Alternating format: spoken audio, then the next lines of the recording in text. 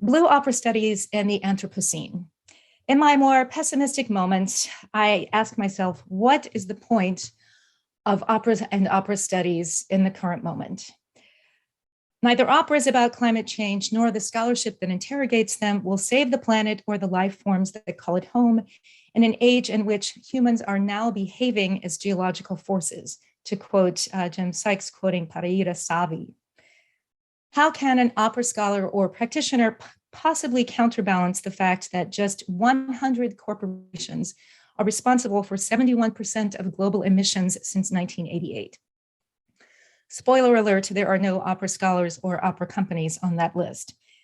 Environmental responsibility at the level of the individual makes no difference whatsoever in that equation. Yet attempting to make a difference within my sphere of activity feels like a moral imperative. And if, as Susanna Välimäki and Juha Torvinen have argued, eco-critical art is capable of bearing ethical responsibility, then so too is art scholarship. To that end, I am working out an eco-aesthetic approach I'm calling Blue Opera Studies.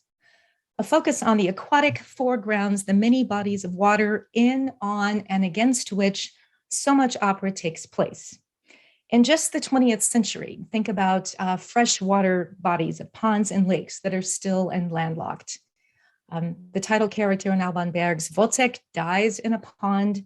One of the stranger moments for me personally occurs in Peter Grimes' Turn of the Screw, when Flora sings a very creepy song about the Dead Sea next to a lake on their property. We have flowing creeks and rivers, and to that end, I'm sorry Isabelle was ill and unable to join us today because I was looking forward to hearing her talk about rivers. Creeks, a very innocent bath in one creek sets into motion the entire rape and shunning of the character of Susanna in Carlisle Floyd's opera, Susanna. There are countless rivers in opera, the river Styx in all these versions of Orpheus, the Amazon in Daniel Catan's Florencia and Al Amazonas, the river that overflows its banks and destroys everything in Luigi Nono's Intolleranza. Each body of water, be it pond, lake, creek, or river, suggests a distinctive aqueous line of inquiry with its own sonic profiles, symbolisms, and narrative agency. Today, I'm going to focus on seas and oceans as a composite. They are distinct entities, of course, geographically speaking, but I follow Blue Humanities practice and grouping them together for the sake of argument. Because they share an expansive scale, both vertically and horizontally, that challenge human comprehension in ways that smaller bodies of water do not. As Serpil Opperman has observed, the sea is both, quote, a physical geographical site and a vast domain of imagination that can never be conclusively charted. Such a double-coded aquatic site invites figurative submergence in the sea's entangled physical, social, ideological, scientific, and aesthetic modalities, end quote. My proposal is modest. Blue Opera Studies argues for a creative, eco-sensitive reimagining in opera studies and stagings as a contribution to what Stacy Alaimo describes as, quote, the imaginaries that seas require in the 21st century. I begin by laying out the theoretical strands I am working with here, and particularly the elements of those theories that make space for the imaginative and the speculative, and then get to some examples. I must, at the top here, thank Megan Steigerwald-Illy and especially Aaron Allen, who have both been extraordinarily generous interlocutors and very insightful as I work through these ideas. I could not even have begun to think about this without Alan's body of scholarship on ecomusicology to begin with, and his kind guidance on this topic. The first concept I'm thinking about is convention. This talk emerges from a book I'm writing about the role of convention in opera since 1900, and it uses Kaya Saariaho's L'amour de loin as the spine of the project. My use of the term convention is indebted to topic theory, and here I'm grateful to Roger Grant for having suggested that in the first place. Opera scholars like our host, Lisa Maya, and also Yayoi Uno Everett, for example, have used topic theory with great success in opera studies, and I've learned a lot from their work. I began to think I needed a more capacious, concept for this project, however. I'm talking about the whole complex of plot devices, poetic and musical patterns, staging practices, and performance habits that have accrued around certain operatic nodes. This came about partly because I realized that this is how I teach opera, particularly opera since 1900, because many of my students feel unmoored with repertoire that doesn't have a diatonic orientation. And I found myself orienting them by saying, it's true that Olga Neuwirth's Lost Highway occupies a very different aesthetic world than Donizetti's Lucia. But you know Mr. Eddy is having a mad scene in the garage because his episode shares several features with Lucia's mad scene that have nothing to do with musical language or style. These conventions have been part of opera's DNA since the 17th century and persist even now because apparently they make for good opera theater. I've chosen 5 such conventions from L'Amour to structure the book: the sea, diegetic song, dream scenes, mad scenes, and the dying. And today's paper is derived from the first chapter about the sea. The second strand I'm drawing on is, oops, sorry about that. Here we go. The second strand I'm drawing on is eco-aesthetics, which I believe Rashid Arain first put forth in 2009. In the 2021 collection, you see here, Eco-Aesthetics, Transnational Perspectives. The editors write that eco-criticism begins with the concept of imagination. In other words, eco-aesthetics through which the power of words, stories, images, essence, and meaning are directly applied to environmental problems that afflict the planet Earth today, end quote. This seems an essential lens for the work of opera and opera studies. They're also calling for a lens that is not trained exclusively or specifically on the global north. And here I acknowledge that I have not yet made good on that part of their charge. The third strand draws on new materialism and its critique.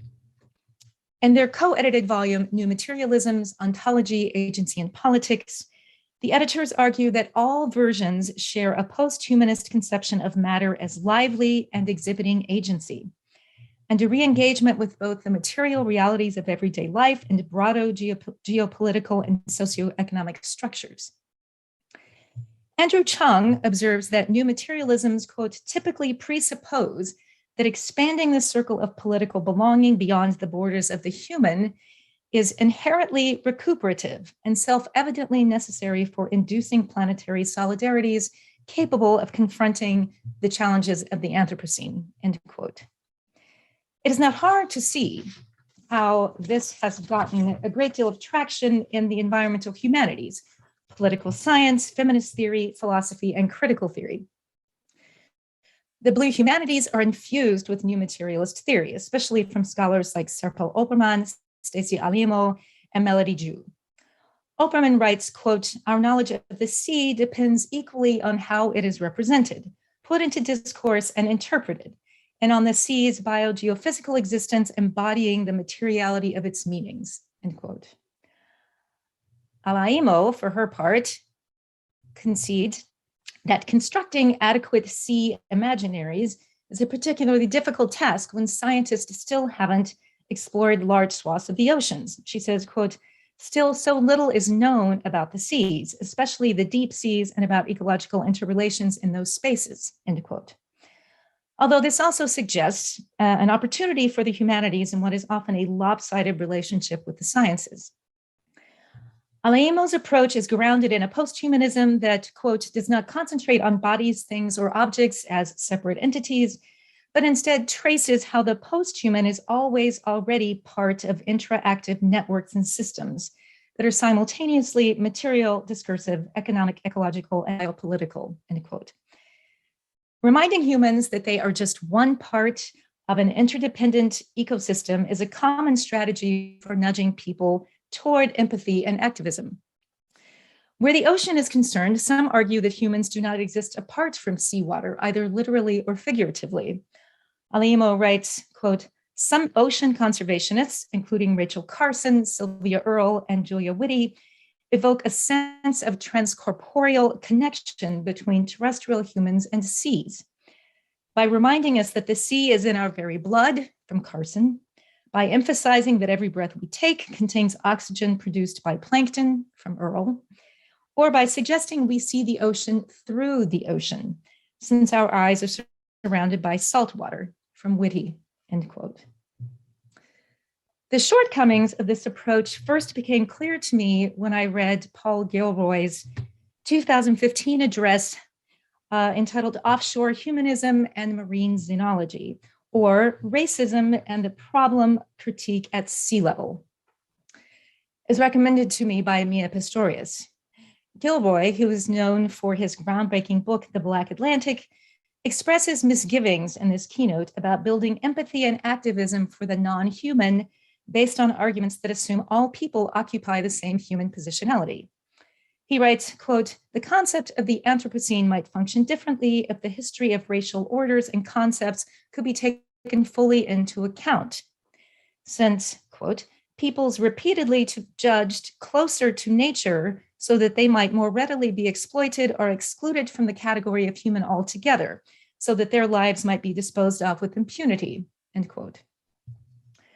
In his recent article, Chung notes that such arguments are built on theories of radical inclusion that may seem universal and positive on the surface, but he argues their subjugation, assimilation, homogenization, and relentless processes of incorporation that characterize neoliberal life are simply intensifications of inclusion and recognition within dominant anti-Black and settler institutions, end quote.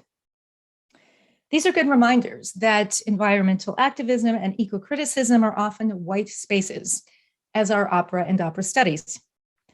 Furthermore, as Allen, Chung, and Sykes, among other music scholars, remind us, all humans are not equally culpable for the environmental damage wrought by the Anthropocene. The rich in the global north have accounted for the vast majority of carbon emissions. Other scholars refer to this period not as the Anthropocene, but as the Capitalocene or the Plantationocene, to make explicit the exploitation and inequity that drives this era.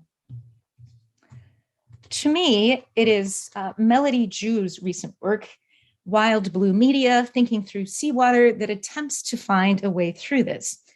She is a scholar who learned to scuba dive in order to do her critical theory work in the ocean environment. Her work differs from other new materialist methodologies in that it doesn't focus on the flow of materials, but rather on the relationship and the tension between the interpreter's normative environment of interpretation, for us, probably a desk, a computer, the opera house, and the ocean as its own environment of interpretation and thought. She asks what form of thought might take place from within the water column, pressed on all sides by the fluid salinity of seawater, end quote. Posits that this conceptual displacement, which to me feels akin to Brechtian estrangement, can dislocate the human's innate terrestrial bias through immersion, be it literal, as in scuba diving, technically mediated, as in virtual reality, or speculative, or I would say imaginative, be it in fiction, film, digital media, opera. Rather than think of our inherent terrestrial bias as false or incorrect, however, she thinks of it as a, quote, situated perspective that responds to the fact that we live on land, are bound by gravity, and experience daily life immersed in air rather than in water, end quote. She asks that we take this terrestrial bias into account just as other aspects of positionality are acknowledged, class, gender, race, ability, so forth. For us, I would say, as we theorize, critique, and stage opera. She positions her work as a complementary project in companionable conversation with indigenous perspectives on the ocean, such as Karen Amimoto Ingersoll's book, Waves of Knowing, and that both attempt to denaturalize Western habits of thought and perception. Inspired by all of these scholars prioritizing the role of imagination, I'd like to try a thought experiment in the realm of staging. The two stagings of L'Amour de Loin that I have seen in person, one directed by Peter Sellers, the other by Robert Lepage, engage with the sea very differently. Sellers literally filled the stage with water. The lovers are arrayed on towers at opposite ends of the stage, and the pilgrim glides back and forth on the water between them. When I saw this in Santa Fe, New Mexico in 2002, the upstage wall was open to let in the sunset so it could reflect off the ripples on the water. There was a breeze coming through that moved the water on the surface. It was mesmerizing and magical. It was also alarming, since I grew up in Santa Fe and know full well that water is a precious resource in a region ever more besieged by drought conditions. I wondered how they got permission from the city to use that much water and hoped they were not draining and then refilling the stage every night for each performance to accommodate the land-based operas produced there on intervening nights during the festival. Lepage, on the other hand, working on a much bigger indoor stage at the Metropolitan Opera in 2016, opted for artifice, using rows upon row of LED lighting to convey the enormity of the sea and an artistic rendering of waves. He staged the marine life that teemed in the medieval Mediterranean with a delightfully fake fish leaping among the waves of lights in Act 4. What if we were to imagine yet another production of this opera? We, the audience, are outfitted in scuba gear and immersed in a swimming pool, which is also the set, filled with recreations of 12th century Mediterranean sea life. These might be anthropocentric, by which I mean the creatures could take the form of the fantastical sea monsters that populate medieval bestiaries and maps, such as sea dogs, aquatic lions, goatfish, and sirens, or ecocentric, in which case they might more closely represent the fauna filmed for a documentary about Mediterranean sea life, for example, or the animals that thrived there in the 12th century, such as tuna, cuttlefish, triton, adder, and so forth. We see the pilgrim, Geoffrey, and Clémence, and their companions from a fish's perspective. They move on the surface above us or hover on the edges of our vision along the shore. We become keenly aware of the fact that sound waves travel 5 times faster through water than air, that we can perceive higher pitches, but low frequencies are lost entirely, that we have no sense of sonic directionality, that we are ourselves 60% water.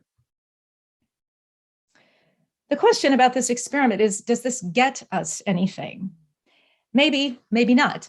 I'd like to spend the remainder of my time working through a few ways that we might approach the work of Blue Opera Studies. And I'll say up front, there are lots of new experimental and contemporary operas working on ways of thinking about nature, environmental crisis, and ecology. And we're going to hear about those later today.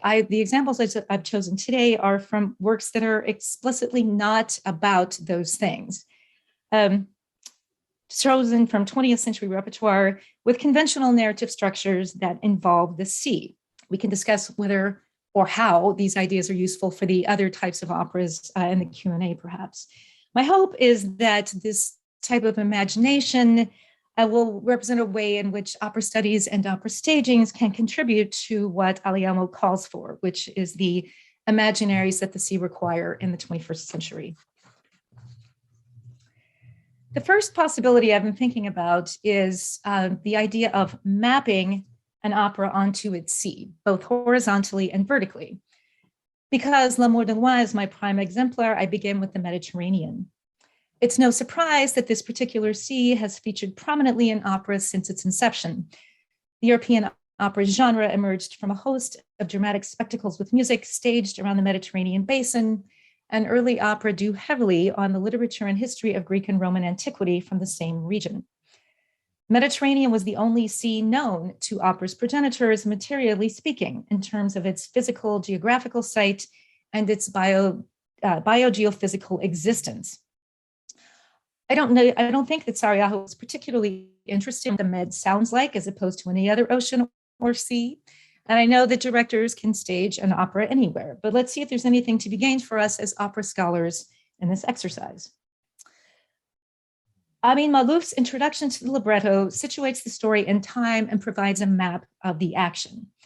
It is the High Middle Ages. The story unfolds in 3 locales: southwestern France, a port city in modern-day Lebanon, and the maritime route between them.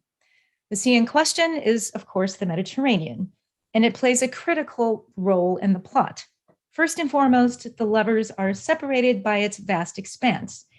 As the intercontinental sea is the measure of distance in the title, Love from Afar, The sea covers 970,000 square miles, and the lovers are at very nearly opposite ends of the east and west. Joffre on the Atlantic side of France on the Bay of Biscay. Clémence, although born near Toulouse, is in the Outremer county of Tripoli, one of 4 Roman Catholic Crusader states established during the First Crusade. The pilgrim traverses this terrain repeatedly. As an intermediary, all of Act 4 takes place on its surface, and Joffre's fateful decision to undertake the maritime voyage himself precipitates the tragic denouement. L'Amour de Rouen begins with an instrumental passage entitled Traversée, which means the crossing. Act 1, Scene 2 will reveal that said crossing was undertaken by a seafaring pilgrim returning from his most recent trip to Tripoli. But at the outset, the gerundial title implies little more than a direct object. He is crossing the sea. Although not marked as such, Traversée functions as a prelude, as these 89 measures lead directly into Scene 1.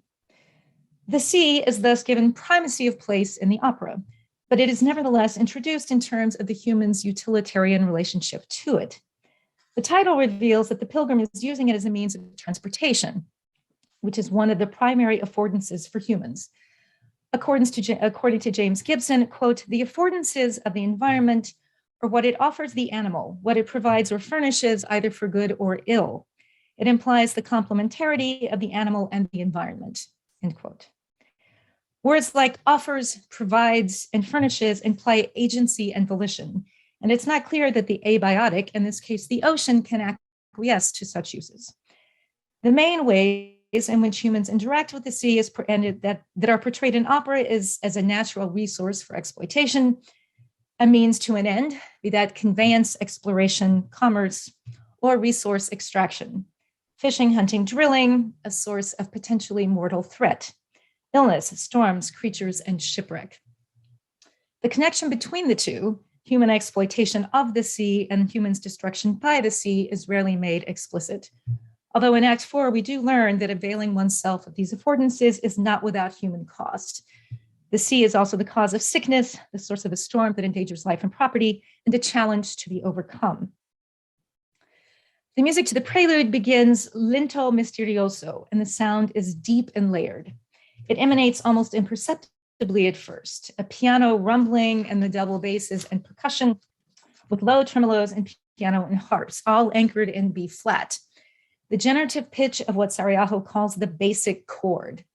It functions as a pedal tone throughout the 5 acts of the opera. Traversée does not linger long in the depths, however. Already in measure 3, the vibraphone enters with a mid-range to articulate a pulse, and the meter shifts constantly. By the time the other instruments, percussion instruments, enter 10 measures later, the pulse is obscured by measure-long triplets. The woodwind's entrance is barely perceptible, sneaking in with breathy quarter-tone trills low in the range that give way to high idiomatic flourishes. If the B-flat pedal grounds the harmony throughout, the intermediate substructure is a series of sustained broken chords in the strings, bass, and lower woodwinds that repeatedly outline pitches from the basic chord. It takes the strings several measures to roll up the full chord 1 pitch at a time, all sustained sul tasto, straight tone, and gradually adding vibrato. At the top, the flutes sound the upper pitches of the basic chord in the first 23 measures with some ornamentation. The ear may not register these things as ostinato because dynamics and articulation are soft, and the sustained chords create a harmonic haze rather than a motivic profile. Now, Melody Ju points out in her work that thinking of the ocean only in terms of depth and surface reinscribes the inappropriately terrestrial metaphors humans like to apply to the aquatic, as the surface on the top is the normal position of a human observer. This brings to mind Wagner's famous simile in which he likened the sea to harmony and its surface to melody, acknowledging the limits of human's perspective as well as the mystery beneath. Even so, the human perception of pitches as low or high maps easily onto the spatiality of low or high. So despite its shortcomings, the analogy provides a good starting point for developing an operatic oceanic imaginary. So perhaps we can read Saariaho's layering as analogous to the pelagic zones in the ocean. The deepest point in the Mediterranean, at least, is the Calypso Deep at 17,280 feet, which is in the abyssal-pelagic zone and exists in complete darkness. It is the lowest, most distant, and darkest sound. The average depth of the Mediterranean is 4,900 feet, which is in the bathypelagic or lower open ocean zone and features a wide variety of marine life, mostly imperceptible to humans. The mesopelagic zone, also known as the twilight zone, is found between 650 and 3,300 feet and represents the depth at which surface light gradually dissipates.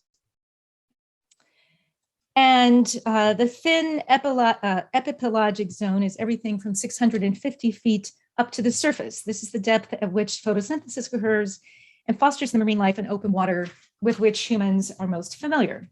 And this we have the flutes. Or, given Saariaho's Finnish identity, perhaps there's a case to be made for a distinctly Nordic representation of nature, even if the natural phenomenon in question is quite a bit further south.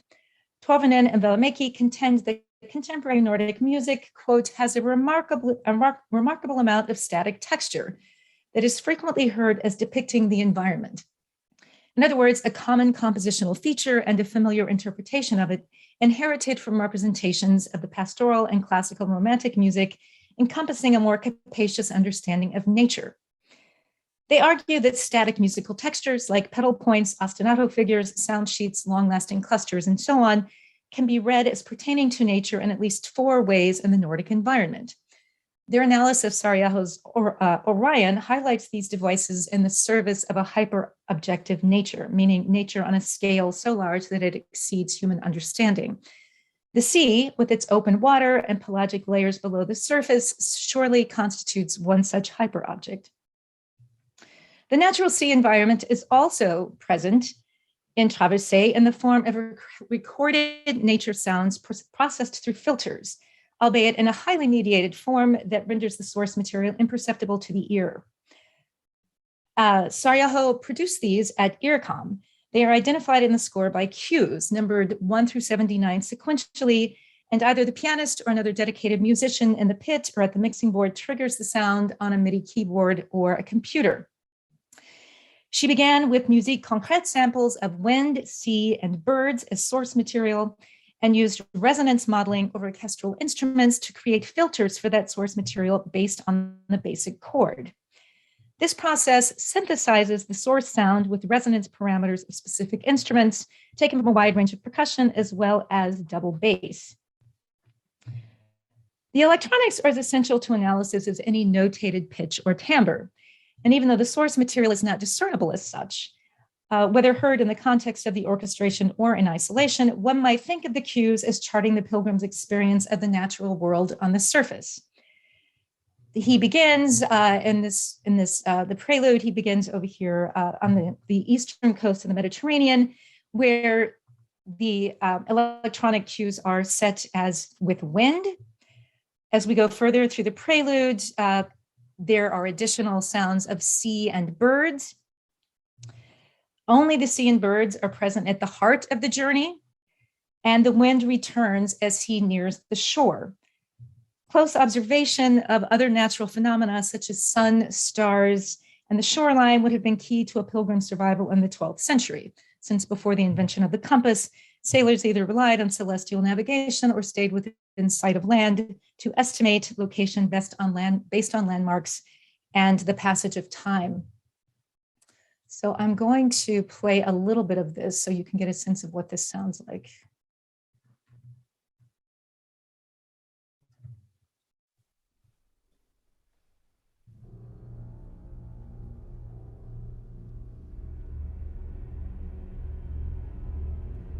As I say, it starts very low and quiet.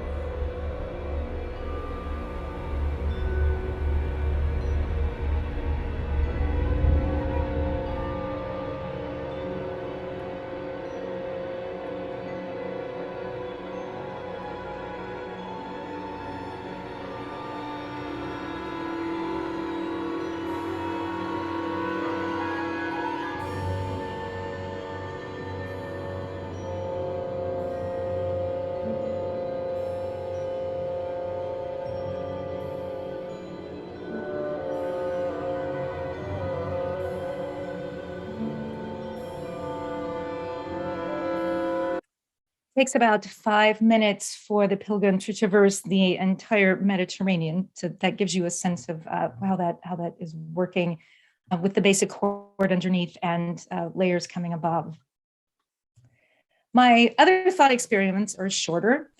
I wanted to, for the second, let's go to musical symbolism at the structural level. And here I'm thinking of Luigi Dallapiccola's Ulisse from 1968. This, based on Homer's epic Greek poem, the Odyssey, is the story of Odysseus's travails as he attempts to get home to the Greek island of Ithaca after the Trojan War.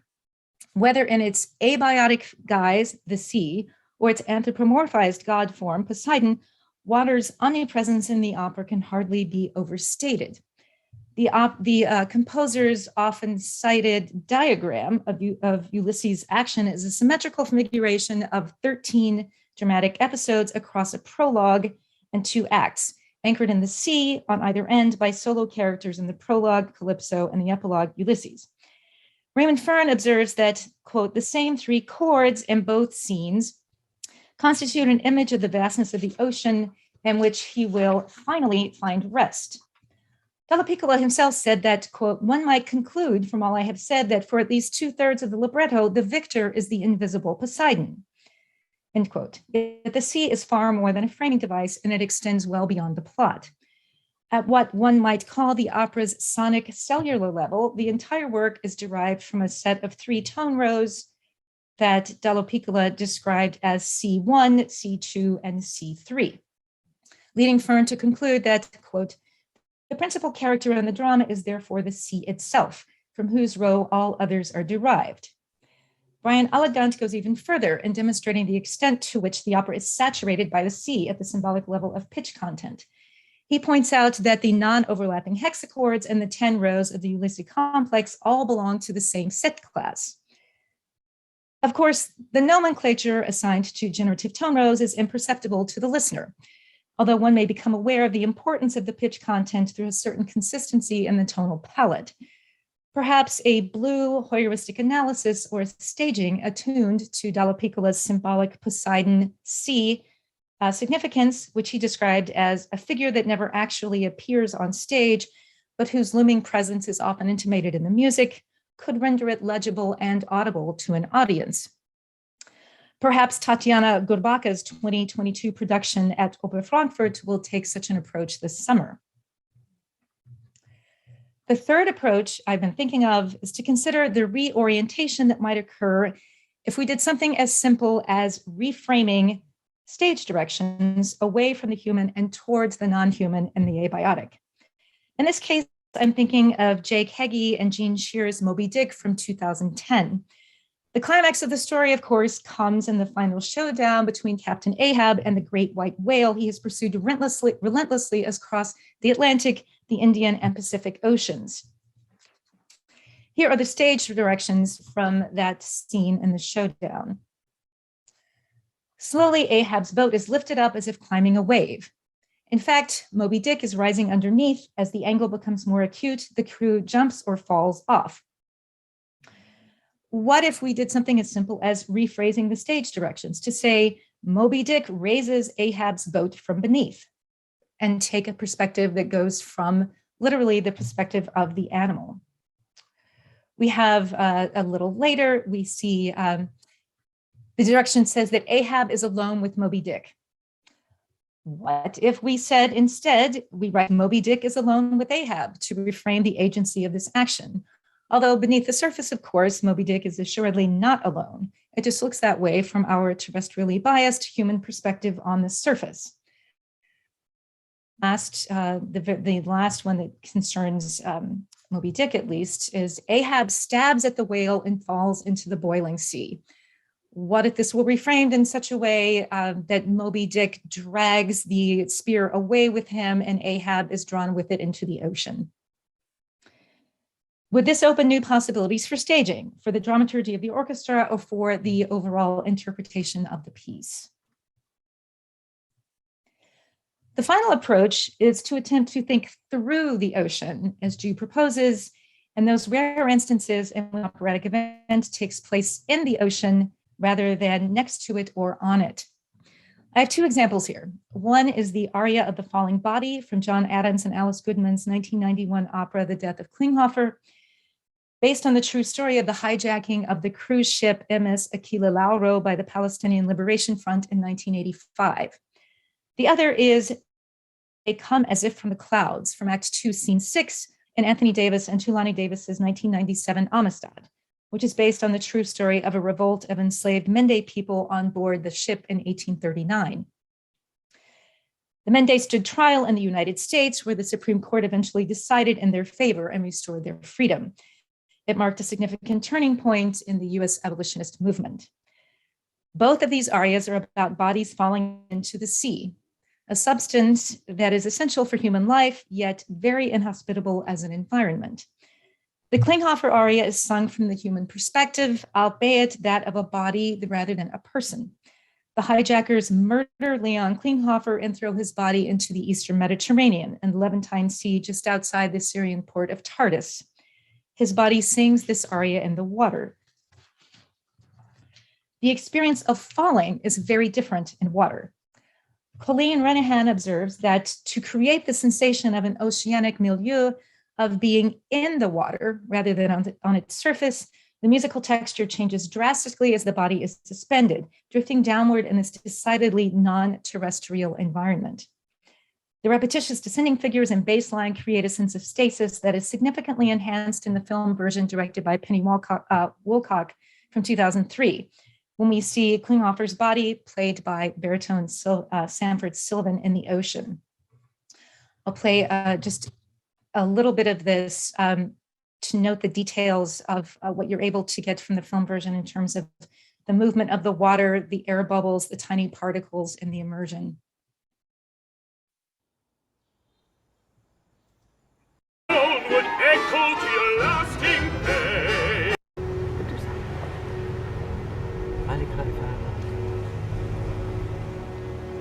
Say we have killed again. This time, a woman, not the wife of a man, another one. And we will shoot more. What is their answer?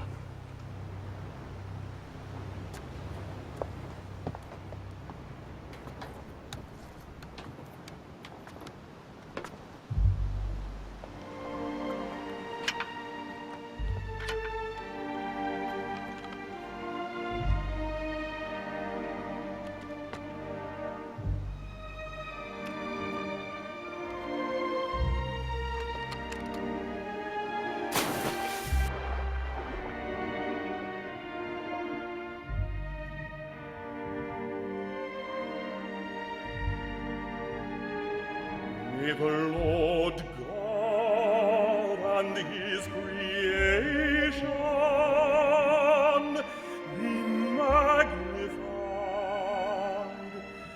be magnified in dissolution.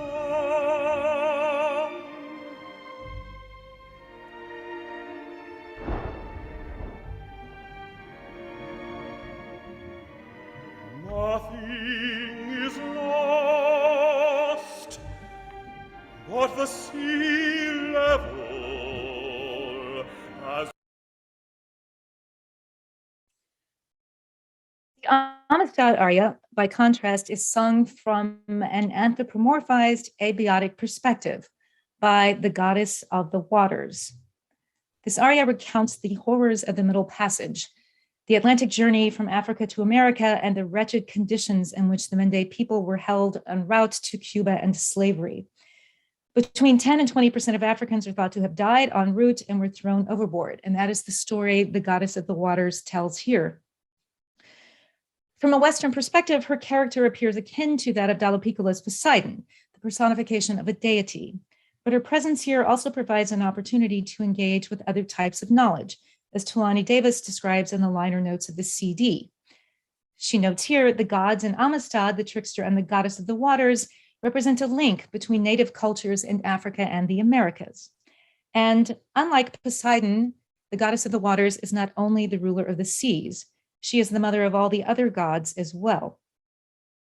Anthony Davis states that ostinato patterns are essential to the score, and characters such as the goddess are associated with recurring motives. George Lewis observes that, quote, rather than a now conventional postmodernism, Amistad seems to pursue a dogged decolonization of art music, to use the composer Michael Desson's memorable phrase, end quote. Note the difference in the perspective shown in the libretto. The human bodies fall into the goddess's body, literally the body of water from whence they came, through her skin on the surface and into a milieu where they do not belong. This aria is a tour de force. It's about 10 minutes long. So I'm going to play a section beginning where I've shown you the arrow.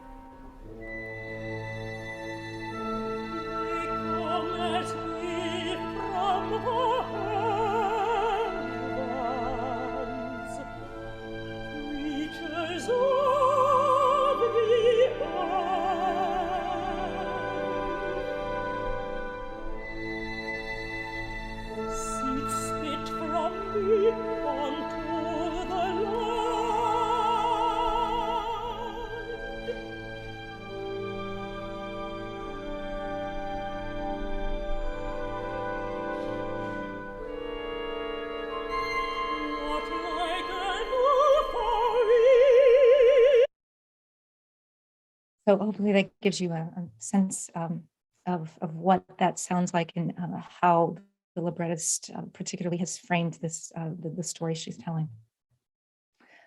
All right, I think I'm going to stop there. My hope is that these ideas will give us some ways to think about through with seas and oceans in our opera stagings and opera scholarship. And I very much look forward to hearing your comments. Thank you.